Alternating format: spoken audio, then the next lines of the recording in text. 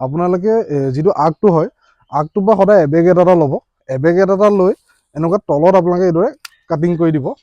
তলত এইদৰে কাটিং কৰি দিব।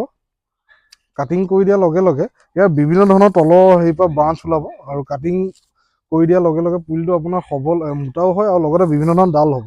ডাল হ'লে তেতিয়া আপোনাৰ অতি সোনকালে ইয়াৰ যিমান ডাল হ'ব সিমান সোনকালে প্ৰডাকশ্যনবিলাক হ'ব, ডাল ব্ৰাঞ্চবিলাক।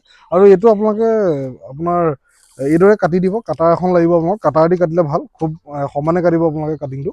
আৰু এইদৰে আপোনালোকে নেমু খেতিত যদি এনেকুৱাকৈ চিধা ডাল ওলাই আহে, যিটো ডালবিলাক নোলায়, তেনেকুৱাবিলাকক কাটিংটো কৰি দিব লাগিব। তেতিয়াহে চাৰিওফালৰ পৰা ছাইডৰ পৰা আপোনাৰ ব্ৰাঞ্চবিলাক ওলাব। এতিয়া কিছুমান সৰু সৰু ওলাব লৈছে, এই আগটো কাটি দিয়াৰ কাৰণে এতিয়া অতি সোনকালে এই ডালখিনি ডাঙৰ হ'ব।